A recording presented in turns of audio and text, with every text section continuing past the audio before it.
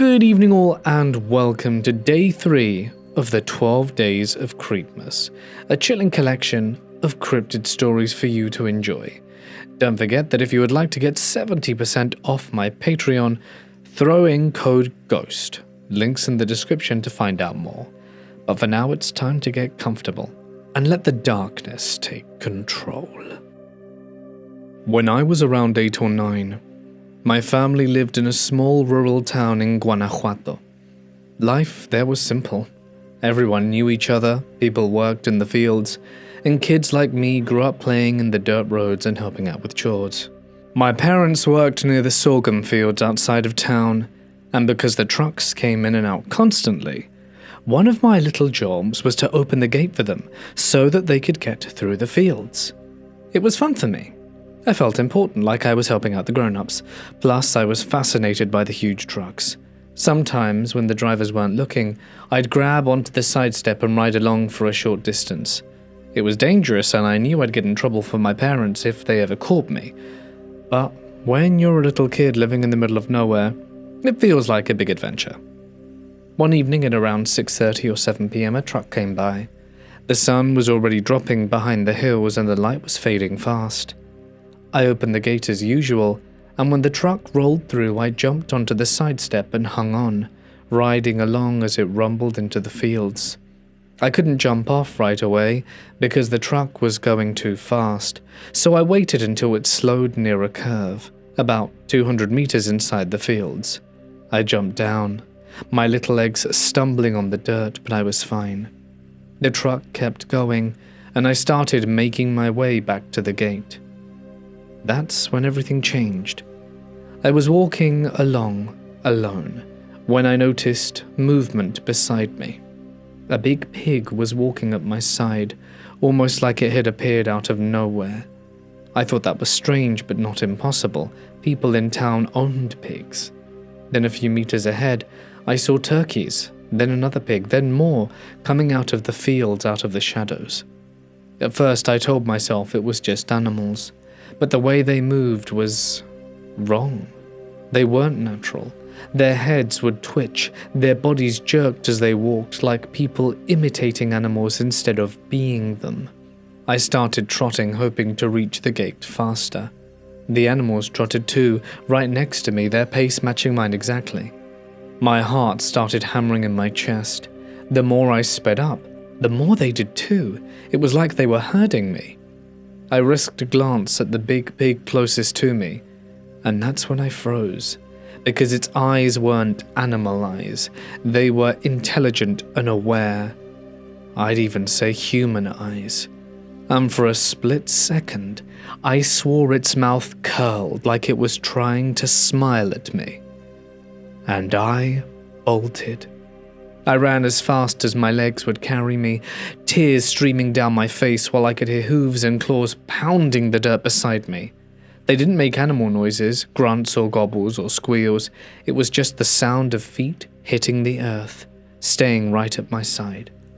When the gate came into view, I didn't even think. I leapt, somehow clearing the whole thing even though it stood almost 1.5 meters tall. I landed on the other side, scraped up but alive, and didn't stop running until I reached my home. I never went back into those fields again at night and never got even close after dark. Later, I told some of my friends about what happened, expecting them to laugh at me. Instead, a few of them nodded quite serious. They told me other people had seen strange animals in those same fields, especially at night. The old folks said it was the Nahuales, shapeshifters who could turn into animals and used the fields for their rituals. Even now, decades later, I can still remember in terrifying detail the way those things surrounded me. The sound of them running beside me and those human eyes on the face of something that wasn't human anymore. I've driven by that road as an adult.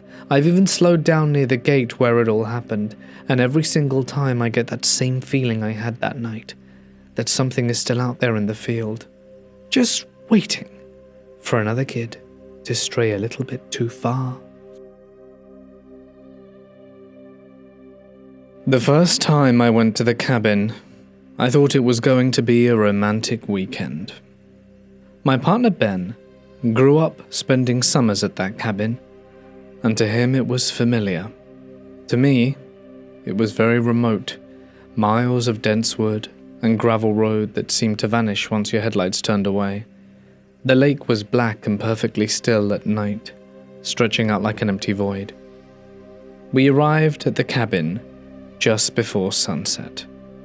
It was old, small, and built by his grandparents, with creaking floors, wood paneling, but cute.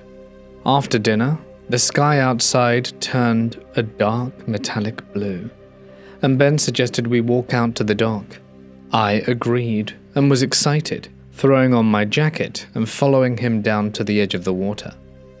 The woods surrounding the property were dead quiet. When we reached the end of the dock, the boards groaned under our weight. The lake stretched black and endless before us, swallowing what little light remained. The air smelled cold and metallic. Ben slipped an arm around my shoulder and pressed his cheek to my hair. It should have been sweet. It should have been the beginning of a fond memory. But that's when we heard it. It came from somewhere near the waterline, not far, but not close enough to see anything. And it wasn't quite a voice, and not quite an animal noise either. Half submerged, wet, garbled and choked, but somehow unmistakably shaped like words. "Help me!" Ben stiffened instantly. I felt the movement ripple through his body. I told myself it could be the wind, maybe a loon or an animal in distress. But then it came again, a fraction louder, as if it realized we were listening. "Help me!" A wet dragging sound trailed underneath it. My skin went cold. The tiny hairs on the back of my neck stood straight up, and the air around us felt frozen. The third time it sounded was clearer and closer, as though someone was trying and failing to form real words through a mouth that didn't know how to work right. It didn't sound human, but it didn't sound not human either, if that makes sense. My throat clicked dry, and then Ben whispered, Did you hear?" I'd heard enough. Grabbing his arm so tightly my nails dug into his jacket, I insisted that we leave. I didn't wait for him to agree. I just turned and practically shoved him back towards the cabin. Suddenly the dock felt unstable beneath us, and neither of us looked back. Once inside, slamming the door behind us, we stood there staring at each other, pale and shaking, and felt like someone was still out there watching, just beyond the window glass. We were so freaked out, we woke up his dad, who was there before we even got there. He grumbled at first, confused, but when he saw our faces, both of us shaking like we'd come out of ice water, he stopped asking questions, grabbed a heavy flashlight, pulled on some boots, and walked down to the shoreline alone. We watched from the window like scared children. The night outside looked enormous and hungry. His flashlight beam skinned over the water, trees, and dock. But there was nothing. We didn't go outside again that night, didn't even open the blinds, and I kept replaying the sound in my head, trying to fit it into something rational, an animal, a wind, or perhaps someone on a nearby boat. Except there were no other cabins, boats on the lake, or any wind to account for, and nothing in nature sounded like that. For the rest of the trip, neither of us went near the dock after dark. Even stepping outside onto the porch felt like pushing our luck. Sometimes late at night, when everything else was quiet, I imagined hearing that voice again. Now, 3 years later, Ben and I still talk about it from time to time, and we've never heard anything like it before or since. And every time I remember it, it sends a shiver down my spine. Me and my girlfriend were sitting on the balcony of the house we were staying at, about 30 kilometers into the countryside just outside of Barcelona. We were on a family holiday, and it must have been around 10:40 at night. The only peace and quiet we'd gotten the whole trip. The house sat surrounded by fields, far from any proper buildings. though you could still see the faint city lights way off in the distance. We'd been sitting there for almost an hour, huddled together under a blanket, kissing and talking softly.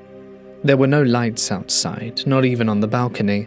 The only glow came faintly from inside where my stepsister was watching something. But with the blinds shut, we were relying completely on our night vision. My girlfriend stood up to fix the blanket and muttered about how cold it was. I got up and wrapped my arms around her, and we stood there like that for maybe 30 seconds before I heard a rustling sound.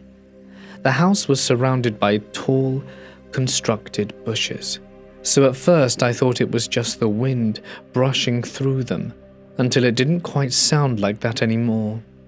It sounded like something moving. My girlfriend looked towards the noise too. It grew louder and more distinct, and soon we realized it wasn't coming from the bushes at all. It was coming from the field next door, from where we were on the balcony. We could see over the fence that bordered the property. The sound was moving from the right side, running parallel to the wall. And that's when we saw it. A huge pitch-black animal, easily the size of cattle, sprinting through the field and right past the house. It didn't gallop like a horse. It ran on all fours, fast and low to the ground. Because it was so dark, we couldn't make out any details, only its size and shape, and that deep, unnatural blackness that seemed to swallow the faint moonlight. It was there 1 second, and gone the next. I blurted out, "What the hell?" while my girlfriend gasped. What was that? My fight or flight kicked in instantly. I grabbed the blanket, our phones, and her hand, and we bolted along the balcony, as it wraps around the house to the door. Inside, my stepsister looked at us, completely confused, asking what was wrong. I tried to explain till shaking, heart racing, while my girlfriend stood there pale and quiet. We ended up sitting in the living room, lights on now, trying to make sense of what we'd seen. I know there are supposedly bears in some parts of the region, though they're extremely rare. But whatever that thing is, it moved too fast and deliberately. We couldn't see it clearly, and it all happened in seconds, but we both knew what we saw wasn't just our imagination. Something big and alive was out there in those dark fields at night. But precisely what it was, I cannot say, as it doesn't resemble any animal I have ever seen. If anyone has any idea, I'd love to hear it. I live in Germany, right on the outskirts of a small city, where the last rows of houses give way to a long stretch of forest. I've always loved jogging. It's my way of unwinding, and my usual route runs along the forest's edge, following a narrow path that cuts through fields and dips into little clearings. Most days I'm on the phone with my friends while I run, joking around, talking trash, and just killing time. None of us believe in ghosts or any of the paranormal stuff, and neither did I. This happened in the late afternoon, just before the sun dipped low enough to turn everything gold. I had already run half my usual route and was coming up on a clearing, a wide open patch where the forest suddenly pulls back, leaving tall grass and a few scattered birch trees swaying quietly. I slowed my pace a little, catching my breath, and laughing at something one of my friends had said. That was when I glanced to my left. At first, my brain didn't even register what I was looking at, but then it clicked so fast it felt like my stomach dropped. Because about 100 meters away near the tree line, something huge was moving. A figure tall, impossibly tall, easily around 3 meters or so, though it was hard to judge because of the distance. It was pitch black, darker than the shadows behind it. It walked with these long, deliberate strides as if each step carried it several meters. It wasn't running or stumbling, but striding smooth and steadily, heading in the same direction I was going, almost mirroring my path. But coming from the stretch of forest I had just passed minutes earlier. I stopped talking. My friend asked what happened, and I told them. Just a quick, uneasy description. They, of course, laughed, assuming I was messing with them. One of them joked that I'd been reading too many creepy stories. Another said it was probably a deer or some random guy in dark clothing, but I wasn't laughing. I could feel this strange pressure in my chest, a crawling awareness that something was deeply wrong. I looked around to see if anyone else was on the trail, another jogger, a dog walker, anyone. But the path was empty, dead quiet actually, even the birds had stopped. And I realized then how alone I was. I pick up my pace, telling myself it was nothing, and that it was just my eyes playing tricks on me. I focused on the rhythm of my breathing, on the gravel crunching under my shoes, anything to ignore the prickling sensation under my neck. But even as I sped up, I couldn't help but glance to my left again, and it was gone. Not walking away nor fading into the trees, it was simply gone. The space that it had been occupying was completely empty, like it had never been there at all. I even slowed down for a moment, searching the clearing in the tree line, half expecting it to reappear. But of course it didn't. I told my friends again, more seriously this time, but they brushed it off. I tried to laugh along with them, pretending it didn't really matter, but jogging the rest of the way home. That weird feeling followed me, the sense that I'd seen something I wasn't meant to see, something not human. I told myself it was probably the exhaustion or the low oxygen or something messing with my vision. But deep down, even now, I know that isn't true, and thinking about it always makes the hairs on my arm stand on end. I live in Germany, right on the outskirts of a small city, where the last rows of houses give way to a long stretch of forest. I've always loved jogging. It's my way of unwinding, and my usual route runs along the forest's edge, following a narrow path that cuts through fields and dips into little clearings. Most days I'm on the phone with my friends while I run, joking around, talking trash, and just killing time. None of us believe in ghosts or any of the paranormal stuff, and neither did I. This happened in the late afternoon, just before the sun dipped low enough to turn everything gold. I had already run half my usual route and was coming up on a clearing, a wide open patch where the forest suddenly pulls back, leaving tall grass and a few scattered birch trees swaying quietly. I slowed my pace a little, catching my breath, and laughing at something one of my friends had said. That was when I glanced to my left.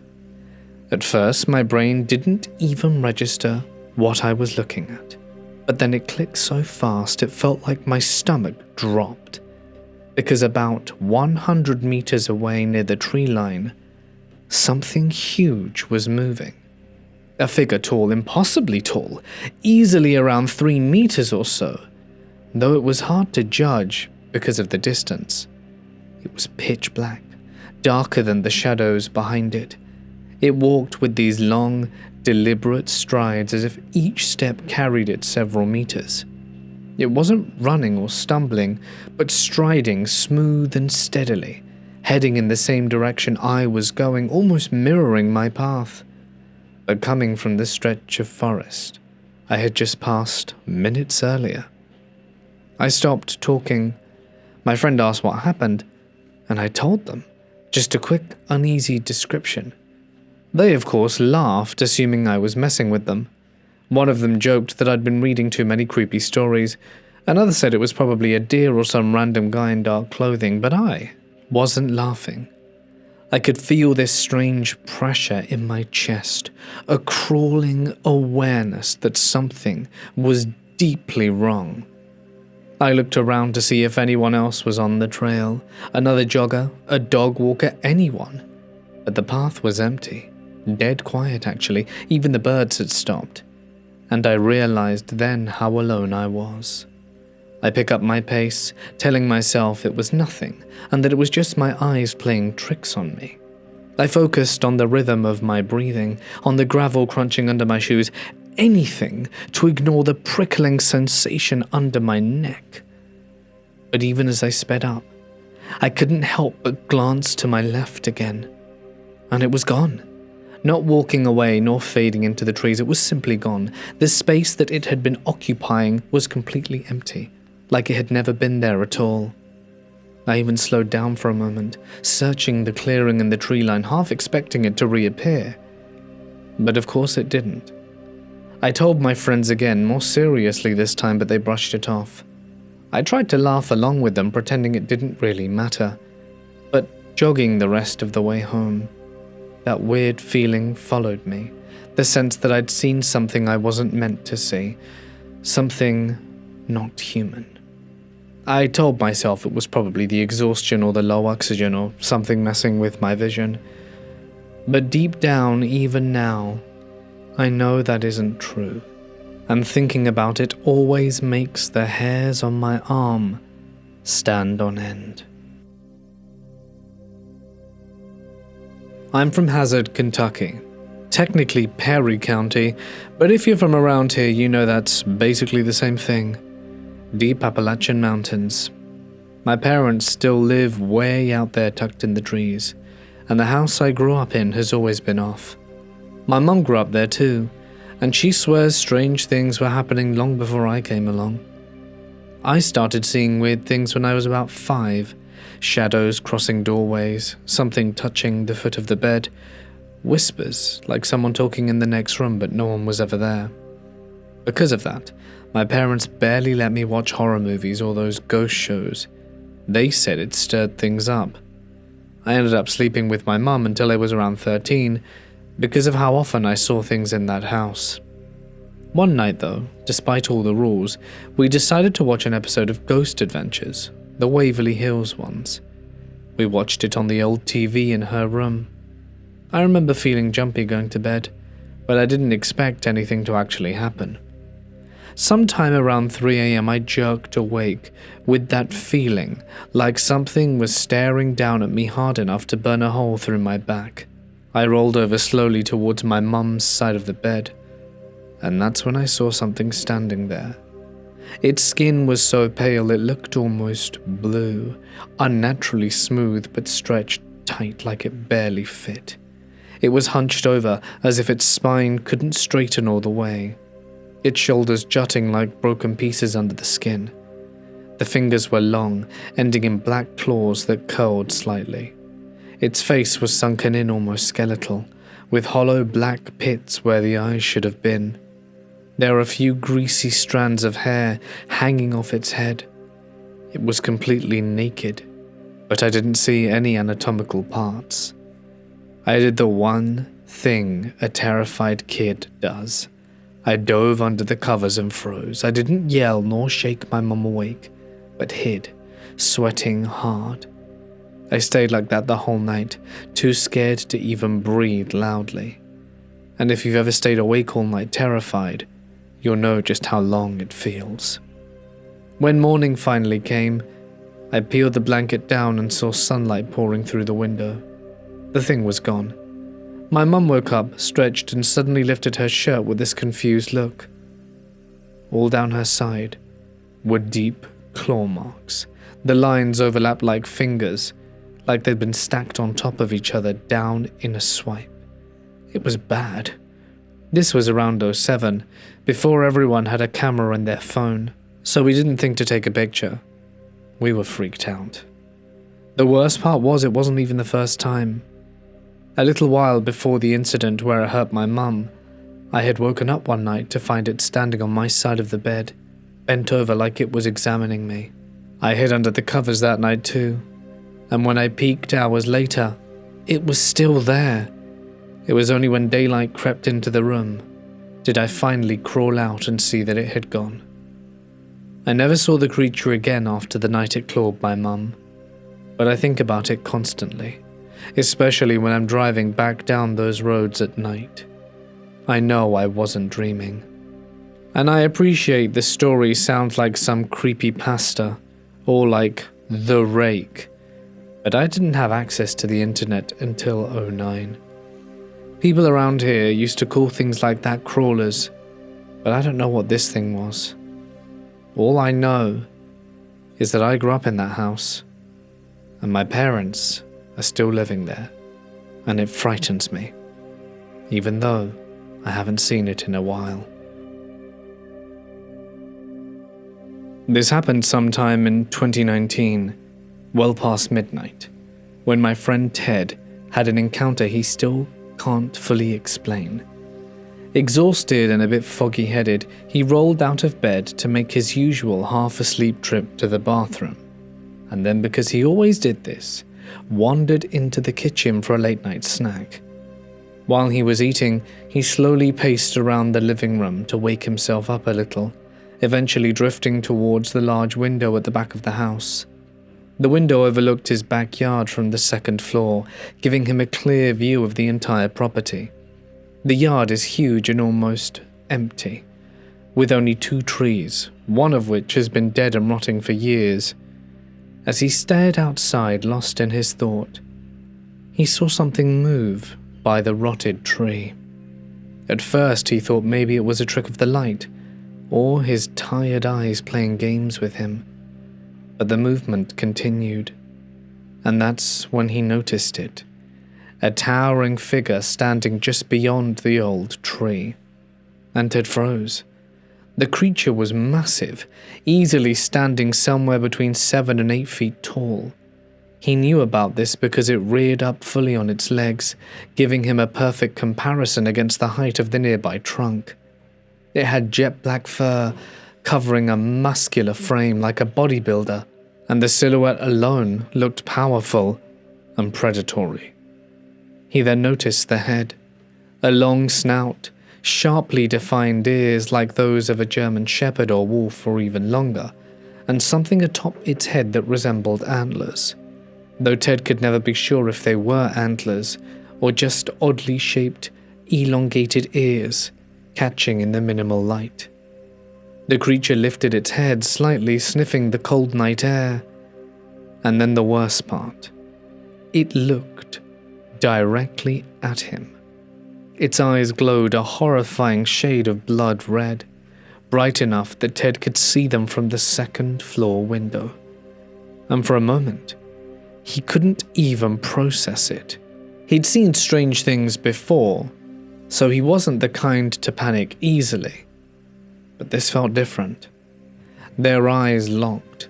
The temperature outside was cold enough that Ted could see the creature's breath blooming like smoke in the air. Then, as if reacting to being watched, it bared its long, sharp teeth and let out a low growl. Ted said it didn't sound anything like a growl he'd heard from any animal he'd known. It was primal and vibrating, and the creature held his gaze for one last chilling moment, and then without warning, turned sharply and bolted, clearing the fence with terrifying ease before vanishing into the night. Ted stayed frozen for a good few seconds before backing away from the window and returning to his room. He lay in bed staring at the ceiling, unable to shake the image of those red eyes and the raw strength of whatever that thing was. Eventually he fell asleep, but the memory never faded. The encounter happened not far from where I live, in the suburbs of all places, which is what makes it so disturbing. Ted still doesn't know what he saw that night, and honestly neither do I. The creature never returned, but he wonders every now and then if it might, and what he'll do if it does. I live in South Wales, UK. Now admittedly we aren't known for our cryptids. We are known for our ghosts, which I don't believe in. I'm a 30-year-old male, and I live in a remote area. In the past, I've hunted and eaten rabbits, though I no longer do this as I can't hurt animals anymore. The largest native animal we have here is the red deer. But for many years, there have been news articles of large cats in our area, possibly puma or panther, that had grown too large for their owners. I live in an area close to Tomra, South Wales, and there is a creature sighted frequently called the Beast of Tomra. A police officer that was a close friend of my family's shared an encounter with said beast. However, the creature I encountered that day when I was 11 years old was neither large cat or red deer. I had been playing with my cousins. As children who lived in the valley, exploring the trees, forests and rivers was the norm. My cousin, who lived barely 2 miles from my house, had asked me to go for a walk and explore, as our parents, related in some distant way, sat, spoke and ate. My cousin was a lot thinner and more agile than I, and while exploring the forests barely a mile from his home, I had lost sight of him rather quickly. I'm not sure what made me turn to my right. I heard no sound or caught no glimpse in the corner of my eye. But I turned and glanced. There, in the tree line, maybe 20 feet from me, was a creature I could only explain as a dog that was bipedal. Werewolf isn't the word. This was sure as day a dog. It was leaning against a tree using one paw to steady itself. As I looked at it, and we became aware of one another, the creature pushed off from the tree and stood in a way that was terrifying and threatening at the same time. A stance I immediately knew as aggressive, though I can't say why. It was run or die. Even at 11 I knew that. I ran with tears streaming all the way back to my cousin's home. When my younger cousins returned, they scolded me for my imagination getting the better of me. I know what I saw that day. I'm 31 now, and I remember the sheer helplessness I felt in the presence of that creature, and shall do for the rest of my life. The world is a scary place. Don't underestimate it. I live in Dublin, and have never been the type to buy into any of the cryptid weirdness. I've gone 30-something years without a single strange encounter. But 2 nights ago, that changed. You see, in my house, there's a nature reserve. I've walked through it 1,000 times, mostly as a shortcut home. But that night my head was buzzing with stress, and instead of cutting straight across the path like I normally do, I felt this urge to take the long route, as if something was gently nudging me deeper in. The reserve is quiet at night. There's no noise or anything, just the soft creak of branches and the occasional fox scream. Around the middle of the walkway, there's this old gate rusted shut years ago that separates the maintained trail from the wilder, overgrown parts of the woods. The trees beyond it are half fallen. Right in front of the gate sits a single warm bench where I usually stop, throw on some music and just take a moment to breathe. I sat, pulled out my phone, and then looked through the bars of the gate. And my brain almost refused to process what I was seeing. Standing maybe 7 feet away, just beyond the line where the safer path dissolves into tangled brush, was a very thin shape. It looked like a stick figure, but not childish or silly. It was tall and spindly, limbs like snapped twigs glued together, a torso so narrow it was almost flat. And its height? Christ, it was brushing the tops of the younger trees. It wasn't moving, but it wasn't still either. Its outline sort of shimmered, like heat rising from the asphalt, like it was standing in the forest, but superimposed over it. The second my eyes landed on it, my entire body went numb. Everywhere, like my nerves had gone offline. I couldn't lift my hands, I couldn't blink, I couldn't even draw a full breath. Minutes passed, I don't know how many. And then something happened. It was like a snap, not physically but inside me, and my neck jerked violently to the side, like someone had grabbed the back of my skull and twisted it. A wave of nausea crashed over me so hard, I barely had time to orient myself before I doubled over and dry heaved. When I forced myself upright, I ran. I didn't walk, I ran harder than I've ran in my life, and you can bet I didn't look back. I vomited 3, maybe 4 times before I could even stand properly. My whole body felt like it was vibrating, my legs threatening to collapse beneath me. When I finally checked my phone again, my hands shaking so badly I could barely unlock it, I realized something else was wrong. because I had sat down at that bench at exactly 7 p.m. But when I looked at the time, it was past 10. That's 3 hours gone. I didn't walk nor explore. I didn't lose track of time. I remembered every agonizing second of being frozen and staring at the impossible thing. But there's no way that 5 minutes became 3 hours, no way. And yet the proof was right there on my screen. Like a fever that hasn't broken. My chest feels tight unless I take deep, long breaths. My cough sounds rattly, like something is lodged somewhere it shouldn't. And I can't sleep more than an hour at a time. I can still feel that pins and needles static in the back of my skull, like whatever I just saw didn't scare me, like it touched something inside of me. If anyone, even someone who knows more about folklore or hallucinations or weird wildlife can help me figure out what the hell that thing was, I'd appreciate it. And before anyone jumps to conclusions, I wasn't drunk, I don't do drugs, and I'm not on any medication. What I do know is that I saw something in the woods that shouldn't exist. And I'm feeling incredibly scared about it. It was the summer of 2012. I was 17 at the time.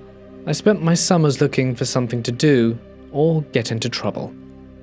That night, me and my best friend Sean decided to hit the Connie Mack World Series in Farmington. This was a big summer event where semi-pro youth baseball players from all over the country came to compete. We didn't go for the baseball though. We went for the scene, the energy, and the chance of meeting some girls. It was a good night, nothing unusual. That is, of course, until the drive home. I decided to take a detour through Old Crouch Mesa Highway, which is a desolate, high desert stretch that winds through wide basins and low hills. You can see the faint outline of La Plata and San Juan mountain ranges off in the distance to the north, but out there at night it's just pitch black, just your headlights, the moon, and the sound of the radio. My mum used to work out there for an oil field company that reclaimed contaminated soil, so I'd been down that road hundreds of times, day and night. But no matter how many times I drove it, I always got an uneasy feeling in my gut. We turned off the highway after some time to the east, and eventually we came up on the four-way stop. Half of it somewhat paved, and the other road that intersected was nothing but dirt roads for miles. Normally I'd run through this intersection, but I'd been pulled over a few months earlier for doing exactly that, and I wasn't about to risk my mum finding out again. So I eased the car to a full stop. Sean sat in the passenger seat, quiet for once. He had this annoying habit of yelling, "Watch out!" or "Stop!" whenever I was driving just to mess with me, almost causing car crashes. After years of his unfunny pranks, I had learned to ignore him. But that night, as I stopped at the intersection, he shouted something I hadn't anticipated. "Hey, what's that?" I rolled my eyes and turned to him to tell him to shut up. But when I looked back towards the road, there was something there, a figure. 20 to 30 yards ahead, something massive crossing the road. It moved from left to right deliberately, like a phantom. For a few moments I froze. My mind couldn't process what I was seeing. It was humanoid, but too tall, too broad. The shoulders looked like they belonged to a linebacker for the Denver Broncos. As it moved casually in the moonlight, Sean began yelling, "Go, go, go." I slammed my foot down on the gas, heart pounding out my chest. A few moments later he yelled again, to stop, and I slowed down, slamming on the brakes, both of us looking into the darkness, just the illumination from the car headlights and the moon. We rolled the window down, the air cold, and we saw it again. The thing off to the right, maybe 30 to 40 yards away, this same hulking figure. It was facing away, half lit by the moon, just walking into the void of darkness. The best way I can describe it, imagine Arnold Schwarzenegger in his prime, taller, maybe 7 feet, huge shoulders, long arms, thick legs. I never saw its face, thank God. I've been down that road my whole life, and I had never seen anything like that, and hope I never do again. When I finally dropped Sean off at his house, I begged for him to stay the night at my place. My mum was out of town with her boyfriend, and I didn't want to be alone. His mum said no. She wasn't in the mood to let him go anywhere that night after he'd already left, so I drove home alone, locked every door, and lay awake all night staring out the window, dreading if what we saw was real. I tried to comprehend what I saw. I know that area had farmland and had farmers. Could it have been a horse? No, probably not. I was so scared I actually called my mum, begging her to come home because I'd just seen Bigfoot. That was the first time I truly believed in something out there, something not human. And it wouldn't be the last. Since that night, I've had 2 more encounters. One a couple of years later in northeastern New Mexico at a party on one of my friend's hundreds of acres of farmland. Again, me and Sean and 4 others all saw the same thing, and later heard a little girl's laughter in the darkness. And another in the mountains of Washington while I was in the Air Force attending survival, evasion, resistance, and escape, SERE training. Each time the feeling was the same, the sense of being watched by something powerful and not meant to be seen. But that night, back in 2012, on the empty stretch of Crouch Mesa, that's where it all began. I live in the Klamath Mountains in eastern Oregon, about 20 miles from the California border. Growing up, I spent a lot of time outside camping, hunting, and fishing. A few months ago, I had a strange experience on a family trip to our cabin near Crater Lake and wanted to see if anyone could help me find any info on what I saw. I was by myself birdwatching at a small pond in the woods, maybe half a mile from the cabin in the late afternoon. I was sitting on a big log with binoculars. I wasn't in a blind or anything, but I picked a spot where I thought I'd be less visible to any animals. About after an hour, I hadn't seen much except for a few common ducks, and it didn't seem like many animals were very active, so I was debating leaving. This was about an hour before sunset, and that's when I saw something move in the trees across the pond, probably 100 feet away. It was just a flash between the trees, and I didn't really get any kind of look at it. But I kept watching the spot, and after maybe 5 minutes, saw something dart from one tree to the other. It was bigger than most any local birds, except maybe a heron, and moved very fast without making any noise at all. But I still didn't really know what I was looking at. This happened again a few minutes later, and again a few minutes after that. Each time it was moving closer and closer to the pond. I don't think it knew I was there, but it was staying incredibly well hidden, and only revealed itself for a split second at a time. At this point, I was thinking maybe it was a kit fox or a pine marten because of how fast and silently it moved. But I still hadn't got a good look at any part of it in detail. It moved between trees a few more times until it was behind a big, dead tree right on the shore. I was staying as still and silent as possible, but still worried it would see, or more likely smell me, and be spooked. But after a few more minutes, I saw something move at the edge of the water. A little arm and a hand that looked just like a human's reach out and touch the mud, and then the head, and the other arm came into view as it leaned out to drink from the water. I could only see the head and shoulders and arms from where I was, but they looked so much like a person's, except it was too small and covered in what looked like greyish-brown fur. The face wasn't exactly human, more monkey-like, but it was too far away to see much detail. I decided to try lifting my binoculars to get a closer look, but as soon as I moved it looked up, and disappeared back behind a tree again.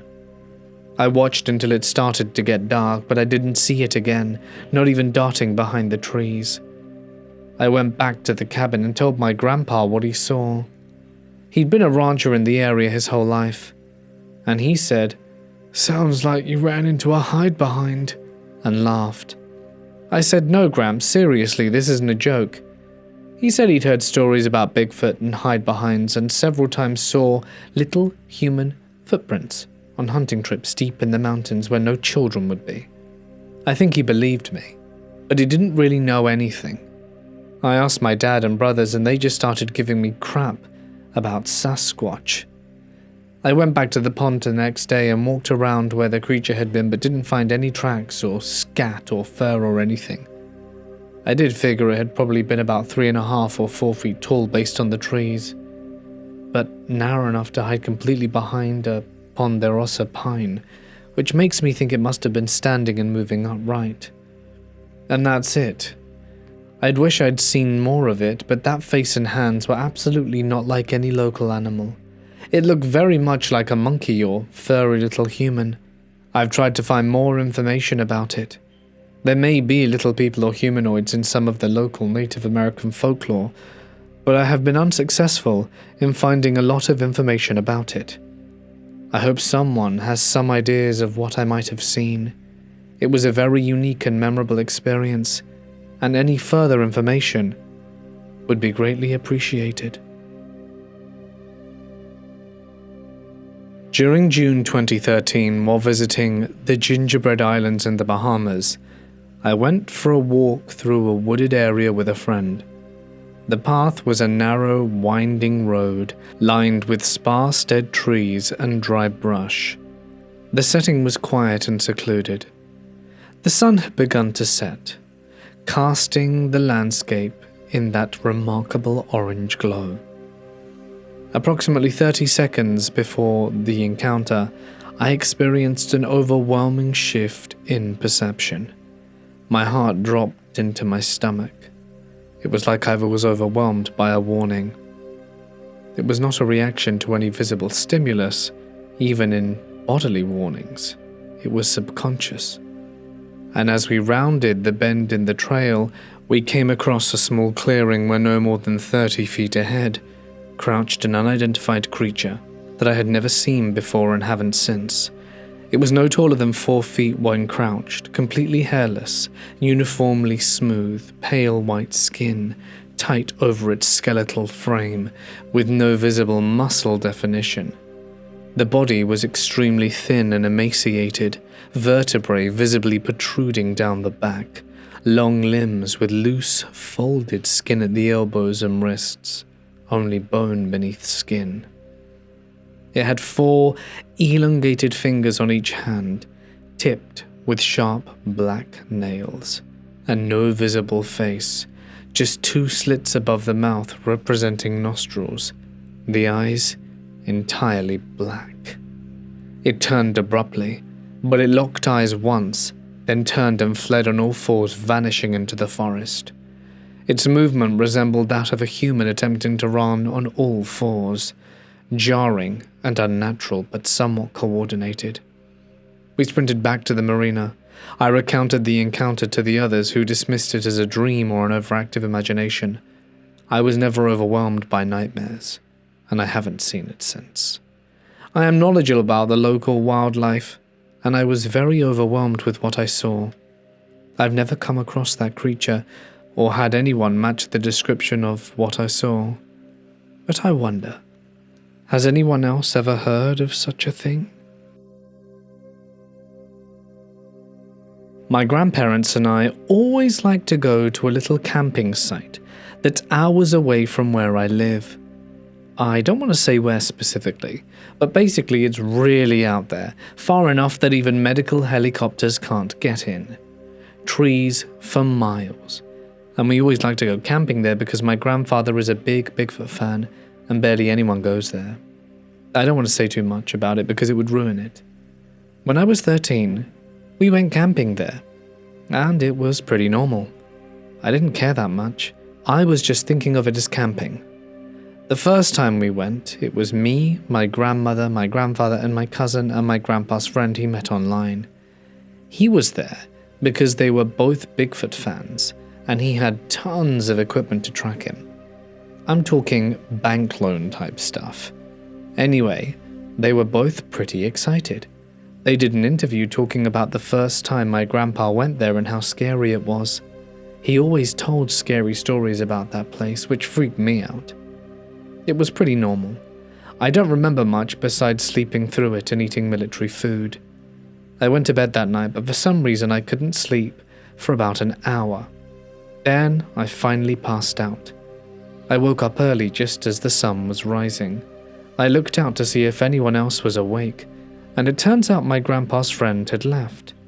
He left around 4 a.m, terrified, but I didn't think much of it. A few months ago I went back. I'm 16 now and can actually be aware of my surroundings. We went down there in the summer, and during the morning I would see stuff move, but I brushed it off as a deer or something. My grandpa always thought it was Bigfoot trying to communicate. I didn't think much of it, but then we started walking for a while and I swear I saw a nest, not a normal bird's nest, but something man-made, something that could fit a gorilla. There were 2 of them up high in the trees. We documented it. We came back to camp, and when I tell you it was terrifying, that's what it was. At night I kept hearing crickets, which meant I was okay, but at midnight I couldn't sleep. I wasn't on my phone, just kind of staring off, daydreaming and writing in my notebook. When all of a sudden, all the sounds of the forest, crickets, insects, everything stopped. It went dead quiet. Of course, I was terrified. It could have been a bear or something, but bears don't normally walk on 2 feet. There was no talking.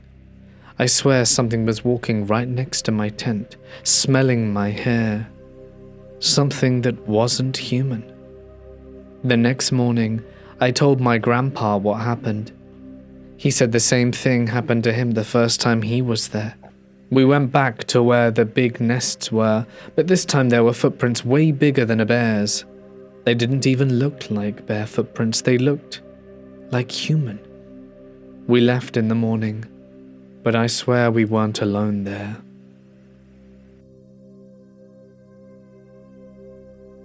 This story was told to me by my uncle, and he swears it really happened. He was the only one in the family this happened to, so no one else could really back up his story. I don't know if I believe it myself. Let me take you back to 1979. There was a 12-year-long civil war in El Salvador. My uncle was in the military, and he was sent to the jungle with 6 other guys to go looking for the militia group that was supposedly camping out there. After walking in the woods for hours, they suddenly felt the ground shake, as if something big was coming towards them. He described it like Jurassic Park when the T-Rex was coming towards them and the water rippled. He said they thought it was the enemy doing something, so they hid. He said that he was shocked when he saw a giant. He said it was walking in the distance. I asked him if maybe it was just a really big person, like Bigfoot, and he said no. It was more of a Jack of the Beanstalk kind of giant. He said there were trees blocking the view somewhat, but that he could make out that it was like a really big human.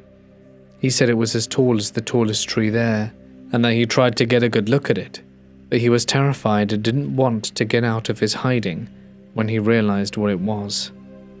He said the giant basically walked past them. He said they were all terrified and waited there for a while, as they were scared to bump into one another. He said 2 guys suggested trying to kill it to get rich, but the guy in charge told them to stand down. My uncle said everyone thought they were idiots for suggesting such a thing. He said they walked back to base as quickly and quietly as possible. They told everyone when they got back, and of course no one believed them. They were friends with the pilots, and the pilots called BS on their story because they fly over the jungle all the time and would have seen such a creature, especially if it were as tall as the trees like they said. He said all the guys described what they saw. One guy claimed that it appeared bald, Another guy said he thinks it had some sort of loincloth like Tarzan. My uncle emphasized that he didn't get a good look, and that all he knows is that the ground was shaking as if some really big creature was coming towards them. He saw what appeared to be a giant human walking in the distance. He got down and hid and waited till it was gone. That's when I began to ask him things like, if it was real, don't you think they would have found a body or some bones or something of that size? Especially since El Salvador is so tiny in relation to other parts of the world. He responded along the lines of, I don't know about any of that stuff. I just know what I saw that day. I don't know how I feel about this one personally. It seems a little out there. My mum said maybe it was some sort of spirit that just made it appear as a giant to scare them. During the Civil War times, my mum claims there were a lot more paranormal things going on because of all the deaths. A lot of innocent people were killed. My grandma would say, if you looked out the window of the house, you'd see dead bodies in the street. And that wouldn't explain the ground shaking though. Has anyone ever encountered anything like this? Because the story is still incredibly unbelievable to me, and I'd love to get a bit more info. Hey guys, it's Mort here, and thank you so much for listening. I hope you enjoyed tonight's Cryptid stories. Don't forget that if you would like your name in the end credits and a bunch of cool extra perks, feel free to go on over to Patreon and plug in code GHOST to get 70% off. Code valid until the 13th of December. That's when it ends, so use before if you want to. And I'd like to give one special extra thank you to my members and patrons whose names can be seen on screen. They get regular, interesting, and exclusive content, and if you'd like to be in that number, well, I think you've probably figured out what to do. But for now, guys, I'm going to sign off, and I will be hitting you up tomorrow with, let me just check the calendar, Under the Bed Stories. I know that topic will probably be skipped by some of you, but I hope you'll give it some love because it's taken a really long time to find the stories, and it's one I really like to do. Till next time, guys, stay awesome, and I'll see you in the next one. Good night.